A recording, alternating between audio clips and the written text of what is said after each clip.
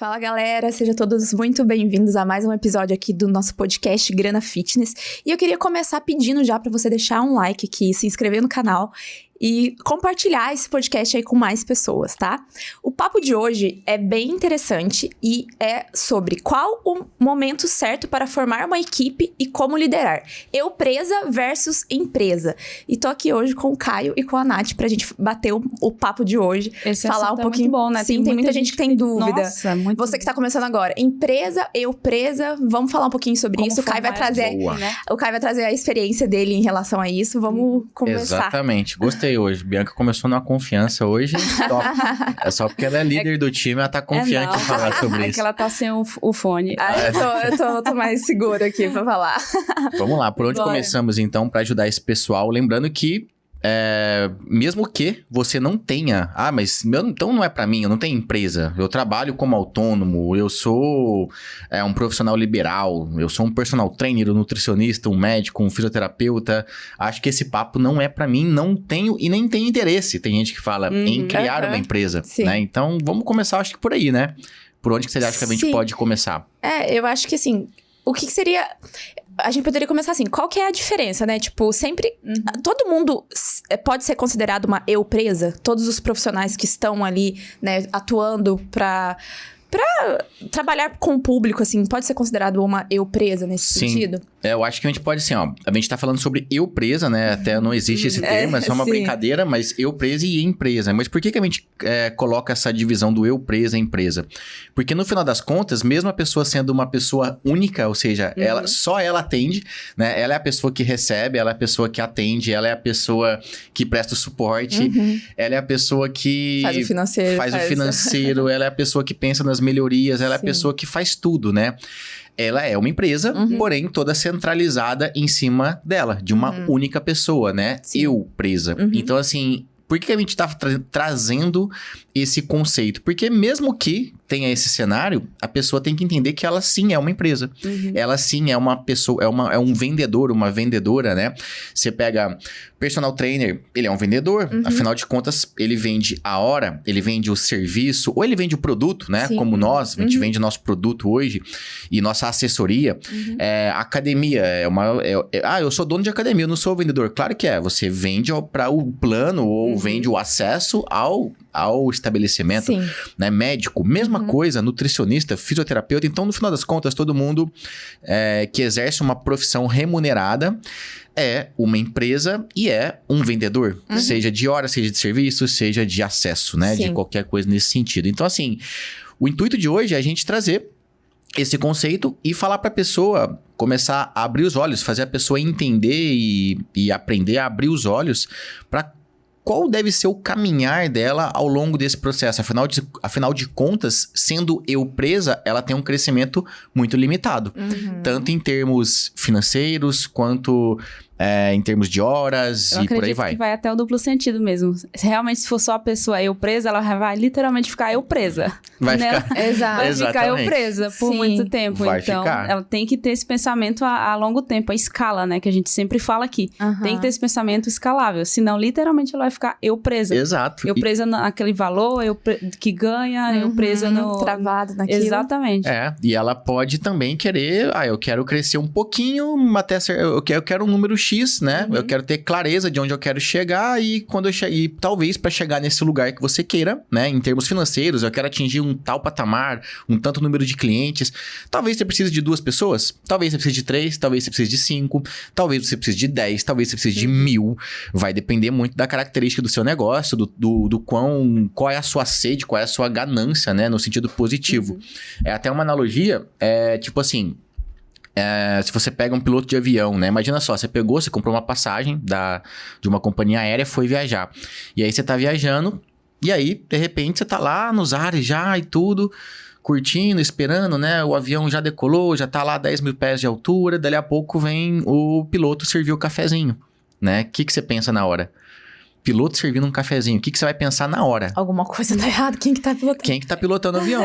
Exatamente, quem que tá norteando esse avião? Assim? Quem que tá pensando pra onde esse avião vai ou comandando? Ou seja, são características bem definidas que tem dentro de uma companhia aérea e deveria ter também na sua empresa. Porque, cara, como é que você pensa em melhoria né? Pra você sair do círculo, o chamado círculo do rato, né? Fazer sempre a mesma coisa, ganhar sempre a mesma coisa. Como é que você, pra você sair desse círculo dos ratos, pra você não fazer sempre a mesma coisa, poder ganhar mais, cobrar mais pela sua hora, você precisa, de alguma forma, colocar pessoas pra cumprirem funções que não necessariamente precisa ser você, pra que você possa pensar nas melhorias em como aumentar faturamento, em como sair do círculo dos ratos. É uma coisa que a gente faz constantemente na empresa, Sim, né? sim. A todo momento eu me pego numa função operacional que eu penso, será que eu preciso estar fazendo isso? Eu tenho um time, eu não posso delegar isso para alguém, né? Nem sempre foi assim, a gente vai ensinar aqui o pessoal a construir isso, mas a primeira coisa, cara, o que você faz hoje? Primeira pergunta desse podcast, o que você faz hoje na sua atuação profissional ou na sua empresa, se é que você já tem uma empresa, que não necessariamente precisaria ser você. Porque talvez na expertise, né, o médico para operar, talvez tenha que ser ele para operar, Claro. não tem como deixar a secretária que não se formou em medicina operar. Mas, cara, atender o telefone, precisa ser ele? Não precisa, né? O personal trainer, mesma coisa, nutricionista. Então, assim, vamos começar por aí, né? Boa. É aí que gera muita dúvida das pessoas, porque tem muito, geralmente as pessoas que tendem a ter mais esse estilo de pensar em empreender e crescer, elas tendem a ser mais, como eu posso dizer a palavra certa, ela fica mais presa ali em ter o domínio das coisas, né? Da Querer situação. fazer tudo ao Querer mesmo fazer tempo. tudo. Ela acha que se colocar outra pessoa Não vai não vai sair fazer do jeito exatamente. dela. E é aí que surge a dúvida. Exato. Como eu vou formar uma equipe? Eu acho que como eu vou escolher uma equipe, uma pessoa boa? E é uma dúvida que geralmente cai muito na caixinha do Grana Fitness ali. Como eu vou escolher uma pessoa melhor, né? Que vai fazer Eu acho que aqui o Caio podia até falar um pouquinho sobre ele, porque eu acho que... Exato. Quando eu comecei lá atrás, com o Caio, eu trabalhar com o Caio, eu lembro dele falar, ele falava sobre isso, ele falava, eu acho que não vai fazer tão bem igual a mim. Como é que era? Como que foi esse desgarrar seu, Caio? Sim. Conta um pouquinho pro pessoal. Esse desgarrar, ele acaba sendo um processo natural que você, digamos, você vai ter que engolir isso em algum momento, né? E como é que você faz pra passar o bastão pra uma outra pessoa e ter confiança de que ela vai fazer bem feito? Primeiro, você tem que ter clareza, tem que passar uma clareza pra ela do que precisa ser feito. Sim. Tintim por tintim. Ou seja, olha, Bianca, eu faço assim quando acontece isso, tá? Então, assim, tenta replicar algo parecido, tenta pensar com os seus neurônios, não é pra copiar e colar, mas com os seus neurônios, pense como que você poderia responder. Eu iria por essa linha, o que você acha? Então, assim, primeiro, o que eu tô fazendo com isso? Eu tô estabelecendo um processo, eu tô mostrando um caminho, mas eu tô dando autonomia pra pessoa até fazer melhor do que eu, talvez, né? Então, essa pessoa, como ela vai estar focada nisso, vamos dar um exemplo prático, né? A Bianca começou como suporte. Sim. Né? Então, ou seja, ela dava respostas pros alunos, né? Com algumas dúvidas pontuais sobre acesso, sobre alguma dúvida técnica sobre o programa. E o que acontece? No início, a pessoa perguntava X... eu coloquei ali, sei lá, 5 perguntas mais comuns. Sim. E a resposta é essa aqui, Bianca. Você vai dar mais ou menos isso aqui. É quase um Ctrl-C, Ctrl-V. Só que as pessoas não são 100% iguais. Por mais que a pergunta é igual, tem um caráter similar, parecido, ela tem algumas particularidades. Exato. E aí, eu comecei a ensinar. Falei, olha, quando a pessoa falar isso, no fundo, ela quer saber isso. Então, tenta ver uma resposta que você possa formular. Então, assim, como ela fazia só suporte, aos poucos, ela mesma foi pensando em como melhorar as respostas, com base naquilo que eu... na matéria-prima que eu dei, digamos assim. E ela foi ficando boa naquilo e foi dando as respostas de acordo com o entendimento dela, mas com uma base que veio de mim, né? Então, dessa maneira, eu garanti um bom atendimento e até um atendimento melhorado. Melhor até do que se eu fosse dar. Até porque eu, Caio, não tenho muito perfil de atendimento. Sim. Eu não tenho muita paciência, né? Então, eu não tenho paciência. Sei lá, de alguma forma, eu sei que tem pessoas, igual como a Nath, que tem um perfil. Inclusive, agora a Nath foi promovida a coordenadora de suporte lá do personal online. E ela tem um perfil de que gosta, dá pra ver que a Nath gosta de lidar com pessoas, de falar e tudo. Eu já não tenho tanto esse perfil. Então, ou seja, primeiro ponto, passar uma clareza do que precisa ser feito. E, ao mesmo tempo, dar autonomia pra pessoa fazer melhor do que você. Sim. Ah, mas e se não fizer melhor que você? Dá feedback, treina. Ah, mas isso eu já fiz isso 500 vezes. Opa, talvez essa pessoa não deveria estar nesse cargo ou ela realmente tem que ser demitida. Né? Simples assim. Inclusive, a gente pode falar mais disso um pouco mais pra frente, sobre contratação e demissão. Tá? Então, esse é o primeiro ponto. Agora, um ponto que eu gostaria de deixar claro, que eu acho que é uma dúvida muito comum. Quem eu contrato primeiro? Sim, Não é isso que vem na cabeça das pessoas, geralmente? Sim. Então vem, beleza, tô sentindo que tô sobrecarregado. Eu tenho que atender, eu tenho que fazer isso, tenho que fazer aquilo. Quem eu contrato primeiro? Seja no presencial ou seja no online, né? Primeiro ponto, você vai pensar, o que me toma mais tempo hoje? Você começa por aí. Então, assim, como é que eu pensei numa primeira contratação? Eu pensava justamente nisso. O que me toma mais tempo hoje? E na época ela era suporte, né? Então, teve a Bianca, teve o Marco lá no início. Na verdade, né? Não, quando você conta. Isso, é verdade. O editor. Teve. Eu falo assim, uma primeira contratação, digamos, perto foi suporte, sim, mas sim. de prestação de serviço, né? Foi realmente edição. Porque o que acontece? Eu faço hoje, é um vídeo por dia, né? E... Não sei se o pessoal tá ligado, mas editar vídeo dá um trabalho, assim, é um trabalho lascado. Sim. Pra cada vídeo, sei lá, se o vídeo tem 30 minutos, você pode colocar 5x o tempo do vídeo pra edição. Então, ou seja, um vídeo de 30 minutos, ele vai dar 2 horas e meia de edição. Mais ou menos, né? Depende muito. Um vídeo de 10 minutos, 5x, 50 minutos. Então, assim, o que eu percebi? Eu comecei a fazer conta, eu colocava um cronômetro mesmo pra ver quanto tempo eu tava gastando com edição. E eu cheguei a um número que era 5 horas por dia com edição. Ou seja, é quase uma jornada inteira de trabalho, para quem tem uma jornada de 6 horas, por exemplo, de edição. Uma função que, não é a minha expertise. Eu sei que tem pessoas que fazem melhor do que eu. E eu resolvi abrir mão de fazer esse serviço e pagar alguém, mesmo que na época, para mim, fosse algo considerável em termos de orçamento. Na época, quando eu comecei lá, não tinha... Pra mim não era tranquilo pagar um editor. Era algo que pesava um pouco no meu orçamento. Mas eu resolvi abrir mão porque essas 5 horas eu poderia estar aproveitando para pensar em como que eu escalo meu negócio. Sim. E as pessoas muitas vezes têm muquiranagem, né? Sim, é a famosa mão de vaca em contratar. Só que tem que entender que é um plantio, né? Então assim, nossa, mas eu vou contratar aqui, contratar ali e, meu Deus, a minha margem vai diminuir. Sim, mas isso... por um tempo, até você descobrir como que você escala teu negócio. Porque aí você escala, é muito melhor você ter muito dinheiro e poder pagar um monte de gente e ter uma margem muito maior do que você ficar amarrado numa margem que você considera que é boa e ficar com muquiranagem e você vai ficar preso naquilo ali o resto da vida. Sim. Então é mais ou menos por aí. Então foi, quem é o contrato primeiro? Cara, o que tá te tomando mais tempo hoje? É aí que você vai começar. E fica um alerta aqui também, né? Porque a gente tem os dois extremos. Tem o cara que é muquirana e não quer fazer isso. E tem aquele, tá me tomando mais tempo, é isso. Eu vou pagar e vou ficar com tempo livre. Não. Não é pra você ficar com tempo livre, né? É não ainda, né? Seu tempo. Exatamente. Por você estar escalando, estar em fase de crescimento, é justamente isso. Desafogar, igual o Caio fez. Para usar aquele tempo para pensar em como aumentar e expandir ainda mais o seu negócio. Sim. E eu acredito que surge muita dúvida em relação a essa contratação. O pessoal deve perguntar assim, será que eu contrato alguém que eu já conheço? Alguém de perto? Ou eu anuncio uma vaga? Será que parente, amigo? E se eu contratar parente, amigo, será que eu vou saber lidar ali com... Pois é. Como foi assim? Você teve, no caso, a Bianca, né? Que é prima, e teve o Marco ali no início, que também é teu amigo. Sim. Foi uma decisão, assim, de ser mais fácil de lidar? Ou foi algo realmente pensado, que eles já tinham um jeito, ou fazia parte do segmento? Não. Aí entram 2 pontos, né? Vamos começar pelo ponto que é mais simples, depois a gente vem no ponto que é um pouco mais complexo, que eu acho que a grande maioria acaba contratando igual eu fiz, né? Pessoas mais próximas. Mas o primeiro ponto é... preciso contratar com experiência ou não? Aí é que tá. Depende do mercado, né? Por exemplo, uma secretária de médico. Secretária. Né? Tem muita gente que foi secretária por muitos anos. Ou seja, se você abrir uma vaga de secretária, possivelmente vai surgir muita secretária, porque já existe essa profissão há muito tempo. Né? Muito tempo que existe secretária.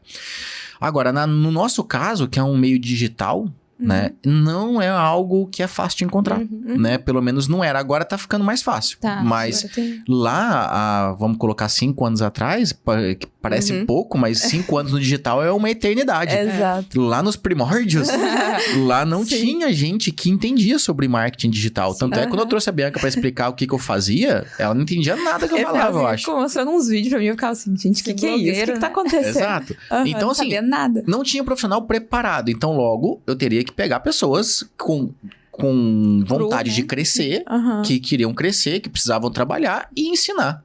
E foi isso que eu fiz com a Bianca, é isso que eu fiz com o Marco lá atrás. Então, primeiro ponto, contrato preparado ou não? Então, Depende. Poxa, depende do mercado, depende do cargo, né? Por exemplo, editor. É melhor se contratar preparado. Sim. Eu não contratei um editor e treinei do zero porque ia dar muito mais trabalho. E fora que não era tua área, assim, pra treinar, né? E edição é uma coisa que existe há muito tempo, né? Então, existem editores já. Agora, tem funções que não existem há muito tempo e aí é melhor você treinar, né? Gestor de tráfego. O gestor de tráfego hoje, o que eu fiz? Eu aprendi a fazer tráfego, eu dominei o tráfego, eu fazia meu tráfego durante anos, fiz muito resultado com o meu tráfego, investi milhões de reais com tráfego. Aí depois, fui lá, treinei uma pessoa para ficar como editor de tráfego. E hoje dou as ferramentas para ele estudar. Hoje ele sabe mais do que eu. Mas, ou seja, ele faz melhor do que eu faria. Sim. Mas foi uma coisa que eu treinei do zero porque também não tinha muito gestor de tráfego. Agora já tá começando a ter bastante. Tem muita demanda. Bom, então esse é o primeiro ponto. Sim. O segundo ponto é em relação, trago gente de perto, família, amigo. Primeiro, é mais fácil trazer gente de perto? É mais fácil, né? É mais fácil, com certeza, porque, você vai abrir as portas do teu negócio, assim, ainda mais sem experiência, para uma pessoa que você não conhece, requer um nível mínimo de conhecimento em como contratar, como treinar, coisa que eu não tinha zero lá atrás. Hoje eu já tenho uma noção maior sobre isso, lá atrás eu tinha zero. Então, pra mim, sinceramente, lá atrás era muito difícil eu pensar em gente, onde que eu procuro? Quem que eu chamo? Sim. Então, é uma tendência natural de quando você não tem experiência, de você chamar pessoas que estão perto. Estão próximos. Então, eu chamei Bianca, chamei Marco na época. E aí entra um segundo ponto, que é uma delicadeza isso. Tem que tomar um cuidado. E olha que aqui tem um nível de parentesco longe, né? Eu com a Bianca, a gente é primo de segundo, então é um nível de parentesco longe. O Marco, a gente era amigo, mas ainda assim não é um parentesco no sentido assim, irmão, pai, filho, né? Que acontece muito em empresa familiar. E por que é delicado? Porque, no caso da gente perceber que aquela pessoa talvez não seja no momento dela ideal para estar na empresa ou que ela chegou em um determinado ponto, dali pra frente você percebe que já não faz mais sentido, é muito delicado você ter que desligar essa pessoa, né? Que foi o que aconteceu com a gente há um tempo atrás. Sim. Então, assim, isso é delicado. Então, tem que estar muito, muito, muito bem claro desde o início, e eu falava e falo isso constantemente com Bianca, com o outro colega que a gente tinha, que é o Marco. Fala, cara, a gente é amigo, a gente é parente, igual no caso da Bianca, mas olha, vamos ter que separar isso. A empresa é uma coisa, a empresa busca resultado. Para que a empresa tenha resultado, você precisa atender esses requisitos, esses pré-requisitos. Você tem que fazer isso, isso, isso, isso e isso. Você vai receber feedback, possivelmente vai ter atrito em algum momento. Tanto é que eu com a Bianca já teve atrito, eu com a Marca já teve atrito lá atrás. Tudo normal. E tem um detalhe, é só abrir um parênteses, né? Tem um agravante aí que assim... Quando você tem um nível de intimidade maior com a pessoa, o atrito ele é mais forte. É verdade. Ele é mais forte. Né? É mais a mesma intenso. coisa. Quando você briga com um desconhecido na rua, sei lá, alguém te desagrada, um funcionário que... Você vai dar um feedback, às vezes, meio caloroso, mas tá. Agora, quando você tem um nível de intimidade maior, o feedback ele é muito mais caloroso. Né? Porque, assim, a intimidade, ela quase que dá uma autorização, que não deveria ser, mas dá uma autorização pra você soltar mais, né? Verdade, né? Então, assim, muito cuidado, porque é delicado, né? E a gente passou por isso, a gente teve que desligar uma pessoa nesse sentido. E, simplesmente porque a gente percebeu que não era... A pessoa ajudou muito, muito, né? A gente tem muito a agradecer essa pessoa, mas chegou um momento que a gente falou, cara, foram dados vários feedbacks e não teve melhoria, e a gente percebe que a empresa tá indo a 100 km por hora e a pessoa tava indo a 50. Então, acho que não tá fazendo sentido, a gente teve que desligar. E, foi a decisão mais difícil da minha vida, como empresário, sinceramente. E não só eu, como a Bianca, que fez parte desse processo, que hoje ela é líder, ela teve que lidar com isso também. Mas, enfim, esse é o ponto, né? Sim. Então, assim, é válido. Mas muito cuidado com esses detalhes. Né? Aí o pessoal deve estar com dúvida que eu também teria, né?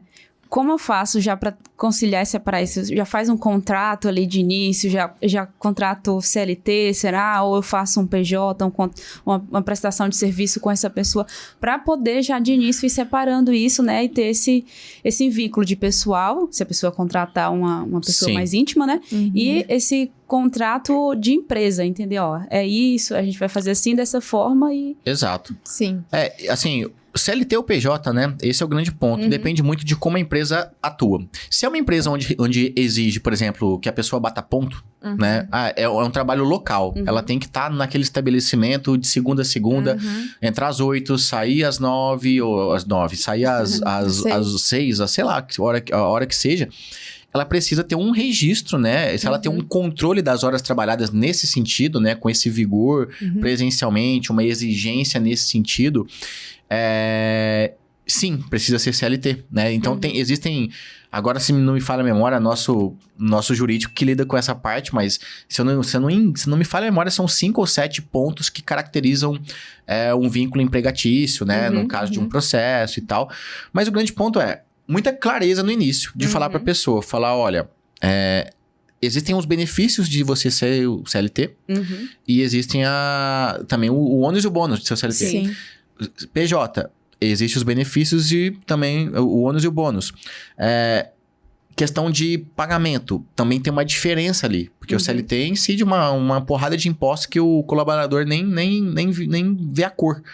No PJ já daria para de repente melhorar um pouco a parte que o colaborador vê a cor, digamos assim, da grana, e não necessariamente precisa vincular trabalho, principalmente se tiver uma característica igual a nossa, que não é presencial, todos os dias, vez ou outra que a gente se encontra, tem uma série de características que a gente não se enquadra, e a gente optou em parte do time ser PJ, apesar de ter já um braço agora da empresa que a gente vai possivelmente trazendo CLT, que é o pessoal de vendas e tudo. Mas o ponto é, se for PJ, independente se for PJ, CLT, é importante o contrato, né? Porque no contrato... E a clareza desde o início, né? Desse papo mesmo. A clareza verbal, porém a verbal não tem força jurídica. Sim. E a clareza... No contrato no contrato. Então, tudo que tiver no verbal, põe no contrato. Olha, fulano, é o seguinte, tô te contratando para você executar esses serviços, vou te pagar isso aqui que tá no contrato, qualquer bônus, qualquer coisa que eu te dê por livre, espontânea vontade, ou porque você necessite, vai estar nesse contrato, e estabelecendo, porque assim, às vezes as pessoas se esquecem das palavras, né? Lá atrás, quando não existia papel, era tudo na boca a boca, né? Mas depois de um certo tempo, para que não tenha problema de esquecimento, se é assim que a gente pode dizer, de uma das partes, a gente tem que registrar em contrato. E até para a gente não lidar com uma pessoa que tá com má intenção, com uma índole, né? De falar assim, eu vou ferrar com essa pessoa, seja no caso do patrão com o funcionário, seja no caso do funcionário com o patrão. Então é legal estar isso registrado, porque isso, digamos, reforça os acordos. Ponto. Simples. Organiza a casa. E quando você lida quanto mais pessoas você lida, mais organização nesse sentido você tem que ter. E eu confesso que no começo a gente nem tinha isso. Era tudo no boca, não tinha contrato, né? Quantos anos que a gente ficou sem contrato? Ficou sem nada. Agora que a gente tá com um time relativamente maior, tem que ter contrato, senão a gente começa a perder o controle das coisas, né? Existem mais contratações. Exato. Mais braços, mais coisas. Mil coisas. No início pode até deixar para depois, mas é bom que já comece nessa organização, né? Para poder não perder o controle. Já tem esse pensamento. Conforme for escalando, né? Sim, exato. Sim. Eu tenho uma dúvida, não sei se vai... Não, pode falar. É que eu acredito que o pessoal... Eu tô pensando na cabeça das pessoas aqui, por isso que eu tô te perguntando. Como remunerar, né? Porque a gente falou aqui de CLT, de contratação, e aí entra aquela questão, será que quanto que eu pago pra uma pessoa? A minha empresa tá começando agora, será que eu pago, tipo, só o salário? Eu vou em base do salário nacional, o piso nacional? Ou eu pesquiso como tá sendo remunerado o mercado? Acredito que é a dúvida de muita gente. Sim. Eu acho que assim, são duas coisas. Primeiro,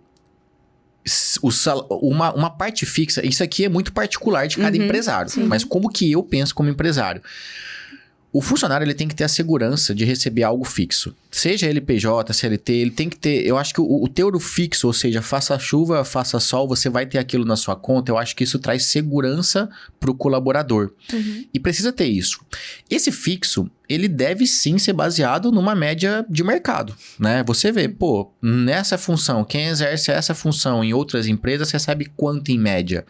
E aí você pode ficar, né? Oscila 20% para cima, 20% para baixo, ou fica exatamente na média, mas eu acho que você estabelecer ali uma margem é muito bom você observar mercado, porque se você fica muito abaixo de mercado, uma hora ou outra você perde para concorrência, né? Outra pessoa vai pagar mais e seu funcionário que você treinou, que ficou contigo, vai acabar saindo porque ele vai ver um benefício para uma outra empresa. Se você paga muito também, chega uma hora que a sua folha fica totalmente desbalanceada, ela fica inflada.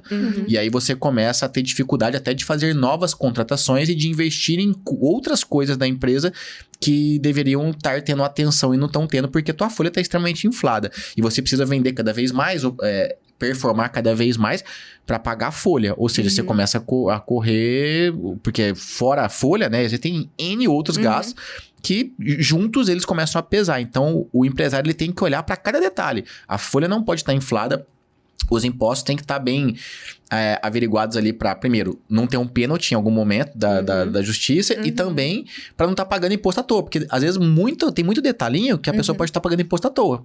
Então, tem 1000 coisinhas que deveria, sim, você olhar para... Porque uma economia aqui, outra ali, reflete, ainda mais quando você opera em grande volume, faz uma diferença, uma baita diferença no final do ano, né? Sim, então, assim, fixo, tem que estar na média, na minha visão. Agora, tem que ter uma comissão? Eu acredito que, dependendo do cargo da pessoa, do que ela exerce, do empenho dela e do tipo de negócio, sim, né? No nosso negócio, mais ou menos ali, a gente tem, vamos considerar que 40% do nosso time é comissionado e 60% não é comissionado. Esses 60% que não são comissionados, eles têm uma função que é muito pontual. Ó, pega isso aqui, edita esse vídeo. Pega aqui, cria essa arte, né? Pega o design, pega o editor. São funções muito pontuais. O cara vai lá, cumpre o trabalho dele e acabou. Agora, tem uma outra parte do time que a gente já exige, além das funções pontuais, a gente exige um pouco mais de empenho. Que essas pessoas imerjam mais, elas fiquem mais por dentro do negócio como um todo e ajudem a empresa a tomar decisão. É o que a gente chama de estratégico, time estratégico. Pô, você cumpre essa função aqui, mas eu queria que você me ajudasse nessa parte estratégica, que você se envolvesse mais, porque se você se envolver mais, o resultado da empresa pode melhorar muito.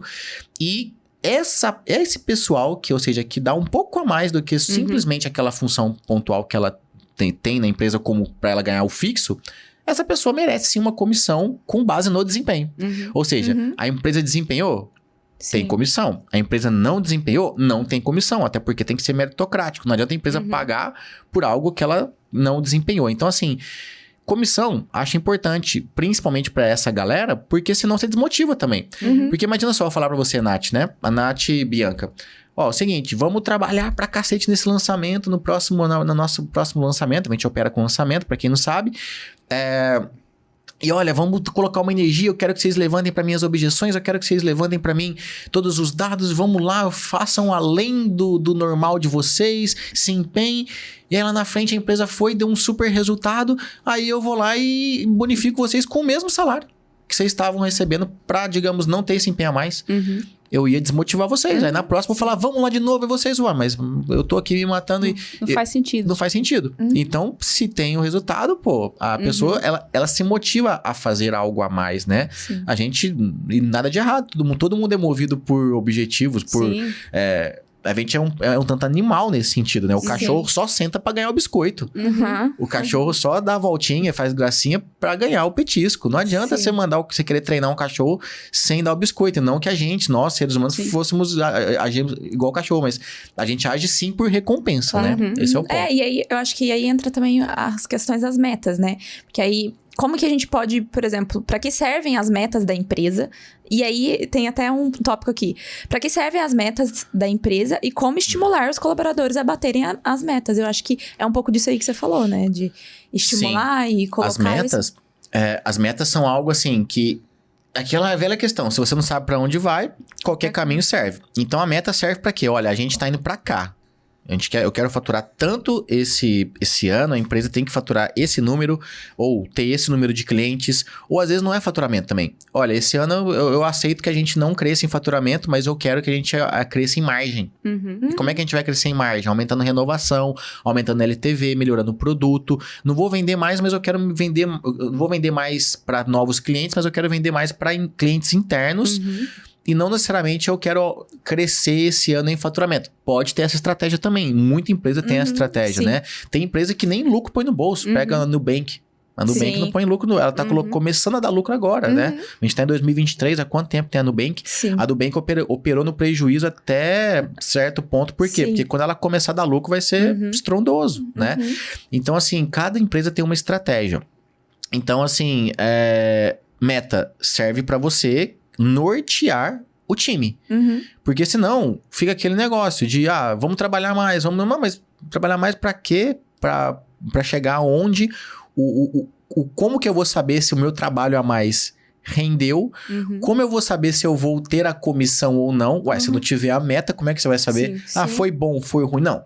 Seguinte, se acontecer X, então Y. Esse é o ponto. Exato. Ou seja, se faturar X, então você remunera Y. Se a gente renovar X clientes, você... tem Y. Tem que ter se X, então Y. Esse é o pronto. A meta é pra isso. Se X, então Y. Boa. Sim, legal. E, você falou do faturamento e tem muita gente que tem dúvida, né? Que é até um ponto que a gente anotou aqui em relação a qual a diferença do lucro e do faturamento. Tem muita gente que fica perdida em relação a isso. E acho que é bom a gente falar um pouco desse ponto aí, que é muito importante. Sim. Primeiro ponto, aí também é uma coisa que é um pouco moderna, essa visão. Os antigos, que eu falo, empresários das antigas, digamos assim, não tem a mente fechada para isso. Que é o quê? Na minha visão, todos os colaboradores, e principalmente a parte estratégica, tem que ter uma visão muito clara dos números da empresa. O que entra, o que sai e como funciona toda a jogada. Por quê? E aqui eu não tô falando que todo mundo tem que saber o salário de todo mundo, não. Isso eu acho que não tem que saber. Apesar de ser quando é uma empresa pequena, você acaba sabendo, né? Quando cresce, que acaba dando pra não saber, digamos assim. Mas o ponto é, o faturamento da empresa e o que sai da empresa, os colaboradores têm que ter uma noção. Por quê? Porque senão, imagina só, ainda mais a gente que opera com lançamentos, uma empresa pequena. Já imaginou? Se você... vamos imaginar que vocês duas têm uma consciência sobre isso, mas vocês são cruas. Não sabe nada de gestão, não sabe que a gente investe em tráfego, não sabe nada. E daí a pouco eu falo pra vocês, a gente bateu 1 milhão no lançamento. E aí vocês vão receber o salário de vocês, que não é 1 milhão.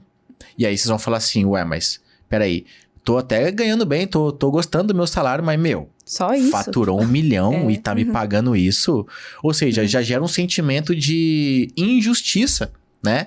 De tipo, eu tô me envolvendo e tantos milhões que a empresa fatura, mas tá vindo isso. Ou seja, a pessoa não tem uma visão do interno. Isso pode gerar um descontentamento ou até uma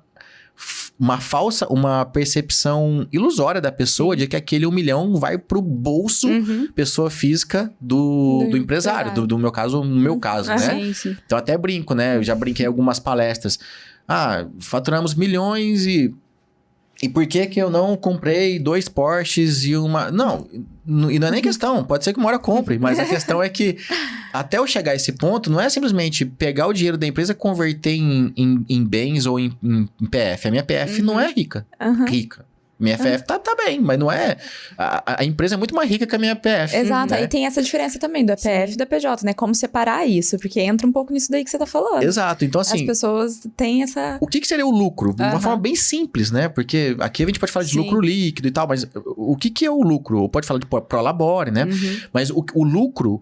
é basicamente aquilo que sobra depois que você paga todas as suas contas. Todas. Folha, impostos, reinvestimentos e por aí vai. E qual que é a margem desse lucro? Ou seja, para cada 1 milhão faturado numa empresa, o que é o lucro? Aí depende da empresa, né? Se é uma empresa física, se é uma empresa online. A empresa online, ela tem uma característica de que o lucro, a margem é maior do que por exemplo, um supermercado, né?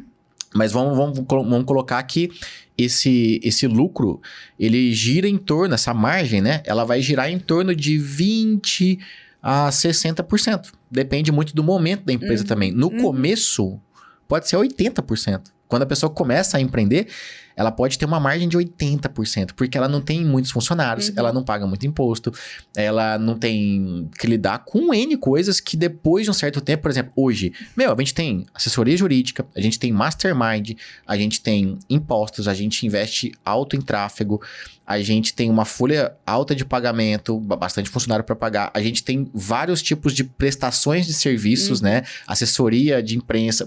Se for, quando você põe tudo isso na ponta do lápis... Para se especializar ainda, né? Tem que separar uma quantia para continuar... Fora o reinvestimento. Exatamente. Exato. Toda entrada tem que ter, parte vai para reinvestimento e parte ainda vai para quê? Que a gente pode entrar num tópico agora. Para Open Doors. Sim. O que é o Open Doors? É você ter uma reserva de caixa para aqueles momentos que você nunca quer passar, mas podem existir de sufoco, né? Então, assim, eu até já falei com vocês sobre isso, e hoje a gente tem um Open Doors, pelo menos, para mais de 1 ano. Ou seja, se hoje não entrar R$1 na empresa, vamos colocar que a gente está em abril de 2023. Se até abril de 2024 não entrar R$1 na empresa, eu ainda consigo investir em tráfego, ainda consigo pagar os impostos, ainda consigo pagar a minha folha, ou seja, todo mundo recebe, ninguém vai ser demitido por conta disso, ficar desempregado, deixar de receber por conta disso, né? A gente pega, mas nunca vai acontecer isso, teve a pandemia, imagina, né? Então, tem uma crise digital e a internet para de pegar por 4 meses. Deus me livre. Já imaginou? Então, tipo assim... tem que estar preparado, tem que ter esse Open Doors, porque senão você quebra. Agora, precisa ter de 1 ano? Não, 1 ano eu tenho, porque a gente já opera há bastante tempo. Eu tenho um controle financeiro bem aguçado, digamos assim, mas eu diria para o iniciante, mira nos 6 meses. No mínimo 6 meses. Mínimo. Se você tem um Open Doors de 1 mês, ou se você não tem Open Doors, meu irmão, é igual dirigir a 200 por hora sem cinto e com um pneu meio murcho. Você tá correndo um sério risco de quebrar. Porque você imagina, se a gente não tivesse Open Doors, de repente faz um lançamento e não dá nada, no outro como é que eu vou investir? E aí, onde que eu tiro dinheiro? Ou seja, vai só ladeira abaixo. E tem que pagar folha, e tem que pagar imposto. Nossa! Então, assim... Entra nesse ponto, né? Acho que eu respondi essa pergunta, né? Sim, foi. A pergunta era sobre o lucro, né? Vamos só pôr um ponto. Tem um ponto aqui também. E o lucro? Que momento que eu ponho no bolso? É prolabore? O que é o prolabore? O prolabore é como se fosse um salário do dono. Sim. Um salário do empresário. Então, tem pessoas que lidam com isso. E eu não lido. Mas... lido assim, eu comecei lidando e hoje eu tô vendo que já não preciso mais lidar. Que é o seguinte. O prolabore é assim... eu tenho uma média de faturamento X. Eu vou pegar R$10 mil por mês como prolabore. Porque, minhas contas, para me pagar tudo, eu gasto R$10 mil por mês. Ou eu gasto R$20 mil por mês. Não sei, você vai colocar o seu número e você vai retirar da empresa esse prolabore. Como se você fosse um funcionário, você está se pagando. Você fosse um funcionário que recebe ali X mil reais por mês para pagar suas contas. Essa é uma forma de fazer que eu fiz ela durante bastante tempo, mas eu já estou começando a mudar essa chave para fazer uma retirada anual. Ou seja, terminei o ano, faço uma série de contas para ver o que foi o lucro líquido, o que sobrou e tal, já tenho uma reserva de cá, paguei tudo. O que sobrou efetivamente, eu vou pegar ali um percentual, e aí é uma bonificação grande que meio que paga o meu ano inteiro. Né? Mas quando que é legal fazer isso? Quando você quando você tem pelo menos algumas entradas de dinheiro, seja de investimento, de algumas outras entradas, que te permitam viver. E você não precisa retirar da empresa. Porque quanto menos você retirar da empresa, melhor. Sim, entendeu? Você vai deixando, então você vai trazendo. Então, é um pouco isso do que eu faço, né? Então, retirada anual, ou prolabore, ou faz igual a Nubank, que é você não precisar retirar lucro. Mas no meu caso, eu não posso fazer isso, não poderia fazer isso no início, até porque eu precisava pagar minhas contas, né? E ainda preciso. Sim, então é isso. E você falando de muitas contas e tal, já gera as dúvidas, né? Por exemplo, você fez um curso de gestão de empresa, né? Eu fiz uma pós-graduação na área de gestão estratégica e inteligência e negócio. Mas, sinceramente, não me agregou em nada. Mas vamos lá. É que eu ia perguntar, porque, por exemplo, às vezes tem muita gente que, nossa, contas, como que eu vou fazer isso? E, nossa, o Caio tá falando um monte de coisa, e a pessoa tem só um perfil de crescimento na expertise do negócio ali, vamos supor, um personal trainer, um nutricionista. E essa parte de administração, tudo... como que eu faço? Eu procuro uma assessoria, eu procuro fazer um curso. Eu te perguntei sobre o curso porque em relação a isso. Sim. Você aprendeu na marra. A faculdade não ensina, né? Isso que é uma merda. Exatamente. Nossa, cara, ó, vamos... A faculdade... A faculdade, assim, a faculdade, ela te ensina a simplesmente operar... como é que fala? A parte técnica. A faculdade fala assim, cara... E bem básico, né? E o básico, e olha lá ainda. Exato. Você vai operar a parte técnica. Ela te ensina a simplesmente fazer... Por exemplo, o ensino médico a fazer uma cirurgia. Vamos colocar nas palavras assim. Ensina o nutricionista a prescrever uma dieta. E olha lá, hein? Ensina o personal trainer a dar um treino. E olha lá com... Nossa, com olha lá mesmo. Com caps lock, né? Caps lock. Mas, tipo assim... A faculdade não ensina. Então, assim, você tem que aprender na marra e é válido fazer cursos, né? Eu fiz vários cursos de gestão, tanto cursos pequenos de 2, 3 dias, né? Imersões, como faço ainda mentorias, que são encontros esporádicos anuais com um grupo de pessoas que fazem coisa similar que você faz, empresário. E já fiz também a pós-graduação, mas que sinceramente não me agregou. Mas o grande ponto é, ela tem que começar a entender o básico do básico. O que é o básico do básico? Vamos lá, vamos pegar agora pro cara básico do básico. Que coisa que eu tinha lá atrás, quando eu era personal trainer presencial, não tinha empresa, mas já tinha e tal. Cara, uma planilha de Excel. Inclusive, eu ajudei a Bi construir a dela. Uma planilha de Excel. Então, você pega uma planilha de Excel. O que você vai colocar nessa planilha de Excel? Você vai colocar todos os seus gastos fixos e todos os seus gastos variáveis. É importante você ter a clareza do que é fixo e do que é variável. O que é fixo? Conta de água, conta de luz, aluguel. Internet, aluguel se você aluga.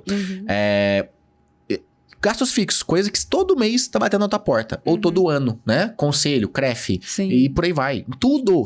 Seguro do carro. Você vai colocar tudo nessa planilha que você gasta anualmente ou mensalmente. E é fixo. Faça chuva, faça sol, você tem que pagar. Claro que pode variar. Às vezes é mais caro um pouco a conta de luz, às vezes é mais barato. Mas você sabe que tem. Você sabe que tem. E aí, qual que é a dica aqui, ó? Pra você não passar perrengue. Eu sempre opero no pior cenário. A minha planilha de Excel, ela tá no pior cenário. Ou seja, qual foi a conta mais cara de energia que eu paguei? Ah, foi tanto. Eu coloco lá. Porque se vir mais barato, é ótimo. Sobrou. Então, as pessoas geralmente operam ao contrário. Então, vai no seco, no mínimo. Opera no mais caro, pra você ter uma noção do que é o limite ali. Então, coloca. Custo variável. O que é custo variável? Uma viagem, que vez ou outra você quer fazer, né? De repente um restaurante que você foi jantar, né? Que nem sempre você vai, mas às vezes você foi levar tua mulher, você foi com seu marido e pá. Um médico, sei Um lá, médico. O carro estragou, né? Nossa, estragou, tem que arrumar o carro. É tudo variável. Então já coloca, puxa, no mínimo, os 3 últimos meses pra você ter isso. Custo, o que deu a média de custo fixo, média de custo variável, e joga na pior perspectiva. Sim, pra poder. E planilha. Caio, fiz aqui. Deu 3 mil reais tudo. Meus custos. Deu 3 mil reais. Eu tenho aqui, sei lá, 1.800 de custo fixo e 1.200 de custo variável. Beleza. Agora você vai fazer uma outra parte. Essa é a primeira parte 1. É a parte vermelha da tua planilha. Você vai colocar tudo em vermelho. Eu coloco assim, em vermelho mesmo. Despesas. E aí eu coloco fixo e variável. Aí, entradas. Você coloca fixo e variável também, se você tiver o variável. E as entradas, você vai colocar tudo que entra, né? Entra pra mim, por exemplo, no caso de alunos, como é que eu tinha isso com os meus alunos? A Adriana me paga X reais por mês. A Lucrécia, é o nome real dos meus alunos. A Lucrécia me paga Y. O Gabriel me paga. A Fabiana me paga. O Alan me paga. Eu colocava o nome dos meus alunos, o que cada um me pagava, né? E aí, no teu caso, você coloca os seus pacientes, seus clientes. E um total do que eles me pagavam por mês, e eu tinha um variável, que lembra que eu falei, eu fazia alguns rolos de carro, numa época, comprava, vendia, tinha umas palestras que eu promovia, não eu dando a palestra, mas eu promovia algumas, ganhava um dinheiro, uns eventinhos, então tinha umas entradinhas ali que eu fazia, roupa, eu vendia roupa da Babolá, e aí tinha umas entradinhas que, às vezes vendia, às vezes não vendia, às vezes era bom, às vezes era ruim, e tava nessa planilha. E aí você compara essa planilha. Essa planilha, obviamente, as tuas entradas tem que estar superando as suas despesas, né? Sim. Você tem que ter o teu lucro, esse é o lucro da tua empresa, mesmo que ainda seja uma pessoa física. E aí, o que você vai fazer com esse lucro? Vamos supor, eu falei do cenário que você gasta 3. Vamos supor que você ganhe 5. Colocando tudo na pontinha do lápis, você ganha 5. Você tá tendo um lucro de 2, certo? Tá sobrando 2. E aí a pessoa pode estar perguntando agora, mas e se não sobra nada, se empata? Então você tem duas coisas para fazer aí. Você tem que, de alguma forma, dar um jeito de você ganhar um pouco mais no teu trabalho, seja... Aí depende do trabalho, mas hora extra, ser promovido, mudar de trabalho ou diminuir os seus gastos. E se você conseguir fazer os dois, melhor ainda, porque você vai ter um abismo positivo, né? Pô, eu aumentei minha receita e diminuí meus gastos. Opa, sobrou mais dinheiro. E o que você faz com esse dinheiro que sobrou? Aí é que tá. O sangue no olho, a resiliência que você tem. Se você conseguir guardar 100% desse dinheiro, com certeza você vai... ter maiores chances de fazer uma puta de uma reserva de caixa, de alguma forma ter mais oportunidades de investimento. Porque coloca uma coisa na cabeça, gente. Quanto mais dinheiro você tem, mais oportunidade de investimentos aparece. Sim. Por exemplo, até R$5.000, vamos colocar assim, até R$1.000, quais oportunidades de investimento que você tem? Você vai colocar ali no Nubank, ali naquele negócio que dá uma grana. Ou você vai colocar... Você vai... Sei lá, você vai apostar num Bitcoin da vida, uma parte disso, que eu não recomendo você pôr tudo, mas pôr 10%, que seja, eu acho que é válido. Porque às vezes dá umas altas legal e quem sabe você ganha alguma coisa. Você pode lidar, assim, com algum tipo de investimento, mas que não vai ter muita atração de mudança, né? Agora, com R$5.000... Opa, você pode continuar nessa mesma linha. Mas, se você tiver sangue no olho, com R$5.000, você pode, sei lá, você compra uma moto usada, dá uma reformada nela e vende ela. E ganha ali 500 conto dessa moto. Ou compra uma outra coisa e vende de alguma forma. Ou compra algumas mercadorias e vende essas mercadorias, que seja. Você compra roupa e vende. Compra R$5.000 em roupa e vende R$10.000 de roupa. Você começa a ter mais oportunidades de melhoria. Não que com os 1.000 não dê pra fazer isso. Dá pra fazer, mas tem gente que vai ficando limitado. Com 10.000, opa, você já pode considerar, de repente... investir até em um carrinho bem... Carrinho 10.000 hoje não tem, né? Mas 20.000, um carrinho bem velhinho, dar uma reforma e tentar vender, mas pode ser perrengue. Mas 50.000 já dá pra fazer, de repente, algum rolo de carro. Igual eu fazia. 100.000. Opa, já dá pra você começar a pensar em quê? De repente, de 50 a 100.000, na verdade, você já pode começar a pensar em quê? Em dar uma entrada, de repente, no imóvel que tá na planta e pegar aquele lucro que você tem ali e pagar, de repente, fazer um financiamento direto com a construtora. Aí entra... Eu não acho que banco não vira, porque você paga muitos juros. Mas, pô, de repente o financiamento junto com a construtora, que tem só um reajuste de CUB ali, uma coisa assim, vale a pena. Porque aí daqui a pouco, em um ano, aquele apartamento que você colocou ali, você nem terminou de pagar, mas você já pode vender, pôr o lucro no bolso e vai reinvestindo. Então, assim, quanto mais dinheiro, mais oportunidades de ganhar mais dinheiro. Então... Entenda, esse lucro, como é que eu dividiria? Vai do sangue do teu olho, né? Vai do tanto que você tem resiliência. Mas se você for, nossa, eu tô muito com sangue no olho, eu preciso crescer rápido, reinveste tudo de alguma forma. Não, eu preciso de um momento pra mim, eu preciso de... Pô, então 20% desses 2.000 que sobrou, R$200, você usa pra sair pra jantar, você usa pra fazer um passeio, ou até você economiza naquele mês 200, no outro mês junta com mais 200, 400, você faz um passeio melhor. Sim. E aí vai. Agora, qual que é o cenário mais comum quando a pessoa começa a ter um lucrinho maior nesse sentido? O cenário mais comum é ela guardar, não tocar, deixar intocável de 10% a 30% daquele valor, pegar um outro valor até investir, mas investir em algo que talvez não tenha um retorno imediato, né? De repente coloca num CDB que vai resgatar lá na frente, ou em alguma ação que ela queira só ver lá na frente. E, tira mais uns 30% ali pro teu lazer. Então, assim, essa conta é até complicada de fazer, porque... isso é muito individual. Exato. Vai muito individual. De acordo com o que a pessoa tá... A realidade que a pessoa tá vivendo. A realidade que ela tá... E onde ela quer chegar. Onde ela tá... Oi? Onde ela quer chegar também. Onde ela quer chegar e onde ela está... Né? Porque, pensa, uma pessoa que tá em São Paulo é uma coisa, uma pessoa que tá aqui no litoral é outra, uma pessoa que tá numa cidade de Minas é outra. Isso é muito relativo. É muito relativo. Como disse, tinha um amigo meu na infância que, quando a gente era moleque, a gente conversava, quando a gente era moleque mesmo, tipo 15 anos, a gente falava sobre, né?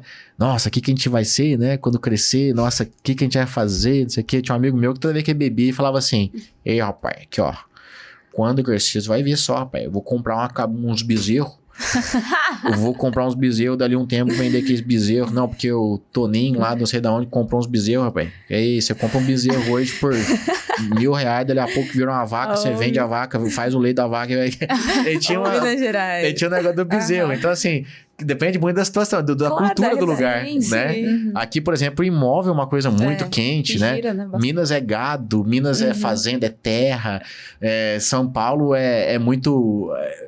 comprar lá naqueles lugar barato lá, como é que chama? Que lugar barato? No Brás. No Brás. Tá. É muito fácil. Não, muita gente faz. E assim, por aí vai. Né? De acordo com a realidade de cada um, né? Pô, mas vamos lá. Vai, show. Vamos resgatar. A gente aprofundou bem nisso. Foi bastante. Né? Tem um ponto que você já até falou um pouco ali, que entraria, né? Que é voltando sobre quando promover e quando demitir alguém. Você já deu um spoilerzinho ali em relação à demissão, né? Quando a pessoa tá engajada realmente com a empresa e também falou um pouco de metas de comissão, quando a pessoa é meio que promovida ali dentro da empresa, né? Mas entender esse cenário, no caso, a empresa está crescendo, já tem aquelas pessoas... Eu vou promover quando eu ver que aquela pessoa está sobrecarregada e eu preciso trazer uma nova pessoa. Como funcionaria essa promoção de uma nova pessoa? Seria para contratação de outra? Sim. Eu acho que assim, ó, a empresa tem fases, né? Então, vamos lá. O cara que não tem, o cara que é eu presa, ele tem que ver o que tá tomando mais tempo dele, como eu falei, e trazer uma primeira pessoa para auxiliar. Dali a pouco, com essa primeira pessoa auxiliando, se ele usou esse tempo que ele perdia, que entra naquele ponto, não vai ficar à toa. Esse tempo que a pessoa veio, usar para crescer de alguma forma. Traz uma segunda pessoa para cobrir algum outro ponto que ele esteja com dificuldade. E dali a pouco traz uma outra pessoa. Eu acredito que até 5 pessoas... simplesmente são pessoas que cumprem determinadas funções. Até umas 5 dá pra fazer assim. Você faz isso, você dá suporte, você faz financeiro, você edita vídeo, até 5. 1 para 5. Fica razoavelmente tranquilo 1 para 5. Só que chega um ponto que começa a crescer mais. E isso é bom. Só que isso exige o quê? Uma que a gente chama de organograma, né? A gente precisa começar a formar lideranças de alguma forma, né? E aí, de repente, tem 6, 7, 8. A gente vai precisar de o quê? De uma pessoa para te ajudar a liderar. Então, dessas pessoas que estão com você, no caso da Bianca, que começou lá atrás, por que a Bianca se tornou líder? Pô, desde o início, ela como suporte, ela começava a receber... a resolver buchinhas, detalhinhos, né? E eram vários detalhinhos, ela se preocupava com várias coisinhas que envolvem a empresa e resolvia essas coisinhas, sendo que nem era o escopo dela, nem era o trabalho dela, mas é a única que não a única, mas a que mais me mostrava isso, que dava pra ver que ela tava preocupada com outros aspectos, me ajudava a resolver outras buchas, pepinos, mesmo ela já resolvendo as delas, que era, digamos, o que ela era paga pra fazer. Logo, quando a gente decidiu, eu decidi, quero trazer uma pessoa pra me ajudar a liderar, a Bianca foi inclusive as pessoas que estavam, né, os outros, todo mundo falou, não, a Bianca tem que ser a Bianca, ela já tá fazendo um monte de coisa. E aí trouxe a Bianca, e a Bianca começou a liderar. E o que é liderar? A liderança... por que ela veio pra liderança e saiu do suporte? Primeiro, porque o suporte tomava muito tempo dela. E eu via que ela tinha desempenho, vontade e também expertise para começar a me ajudar em pontos que eram mais importantes do que o suporte que poderia ser delegado para uma outra pessoa. E aí aconteceu até, de quando você entrou, né? A Nath entrou, colocou a Nath no suporte, junto com a outra Natália. A Bianca começou aquele tempo, com o suporte que ela tinha, ela saiu da frente dela e ela começou a me ajudar a olhar para o trabalho do suporte, olhar para o trabalho do gestor, começar a verificar se os trabalhos estavam sendo executados. Basicamente é isso. E a liderança do caso da Bi, como a liderança do CEO, do dono da empresa, é um trabalho meio Gasparzinho. Por que é um trabalho Gasparzinho? Porque ele não tem um começo, meio e fim. Ele é toda hora, ele acontece muito internamente. Não é muito metrificado, né? Ele não é muito metrificado. É diferente do editor. Tá aqui o vídeo. Editou um vídeo. Editou 2 vídeos. Editou 30 vídeos. Respondeu 30 pessoas no suporte. O trabalho de liderança é uma coisa que, você faz coisas que ninguém tá vendo o que você tá fazendo, só que você tá fazendo. E às vezes, na visão até das pessoas, ainda mais no trabalho online, a pessoa fala, será que a pessoa tá trabalhando agora? O que será que tá fazendo? E, a pessoa tá com 1000 coisas pra resolver, tá com 1000 buchos, celular, celular com 400 WhatsApp ali pra responder, lidando com uma coisa, lidando com outra, pensando não sei o que, fazendo um curso aqui, fazendo aqui, pagando ali. Fica lidando com 1000 coisas. Então é meio Gasparzinho nesse sentido. Só que é algo que, se não tiver alguém pra olhar, é igual você ter uma Ferrari sem volante. Você tem um motor de a empresa decolando e tudo. Mas, tem que ter alguém dirigindo, mostrando o caminho para outras pessoas, né? Então o líder, ele mostra o caminho para as outras pessoas. E aí chega um ponto que cresce mais, e mais, e mais. E a gente tá nesse ponto justamente agora, que é fazer o quê? É formar coordenações, né? Ainda teremos uma liderança, porém a gente agora vai começar a formar umas coordenações, que é o quê? Setorizar a empresa, né? No nosso caso tem o setor suporte, no nosso caso tem o setor conteúdo, né? O que envolve o suporte? Envolve o contato com os alunos, né? E também a experiência do aluno com o aplicativo, por exemplo. O que envolve o setor de conteúdo? Pô, envolve tudo que vai para a rede social, envolve editor, envolve designer. E tem o setor de vendas, que envolve o quê? Estamos construindo agora, né? Estamos construindo agora, começando ele agora. Fazer as pessoas venderem mais, abordarem pessoas que ainda não são clientes, saber como abordar, saber como converter. Então, a gente tem 3 setores. E a gente está criando agora 3 coordenações. Inclusive, a Nath agora é coordenadora de suporte, a Nath Baron, a outra Natália, coordenadora de vendas, a Bianca, coordenadora de conteúdos. Então, a gente começa a criar o quê? Ramificações para as atuações acontecerem por baixo disso. E aí começa a virar um nível hierárquico da coisa. Mas não é um hierárquico de que um é melhor do que o outro. Não, é uma questão de coordena, lidera, no sentido de dá o norte, metrifica, olha, você vai ver agora a Nath se responsabiliza. Sim. Já imaginou, vamos colocar agora 15 colaboradores, eu tendo que lidar com 15 pessoas ao mesmo tempo, eu ia ficar louco. Então eu preciso que uma lide com 5, a outra lide com mais 5, a outra lide com mais 5. Sim. Não é 100% assim, mas 5, 5, 5, mas que seja assim. Fica muito mais fácil. Ou seja, ao invés de eu lidar com 15, eu vou lidar com 3. Sim. É muito mais simples para mim lidar com 3. E essas 3, cada uma delas lidar com 5, a comunicação fica muito mais direta, específica, do que eu lidar com 15, eu não daria conta, eu só faria isso, eu teria que parar de fazer o que eu faço, né, nas redes e tudo mais. Então, é um pouco por aí, e você vai ver isso, né, que vai ter muita coisinha que você vai estar fazendo que não vai estar aparecendo para ninguém, não vai estar aparecendo pro aluno, não vai estar aparecendo para ninguém, mas você vai estar fazendo. Sim. Então, é mais ou menos nesse sentido, né? Aí já vira realmente uma empresa, né? Sim, que, já tá até com nível hierárquico, já tá com... E ainda assim, somos uma empresa que estamos caminhando por uma empresa média, né? Somos ainda caracterizados como uma empresa de pequeno porte, né? Não sei. Não, mentira. Nós somos uma média empresa já, né? Por conta do faturamento. Se for analisar por faturamento. Porque o digital, ele permite isso. Nós somos uma média empresa por conta de faturamento, porém, temos poucos colaboradores quando comparado a uma empresa de física, né? Física, e tal. Exato.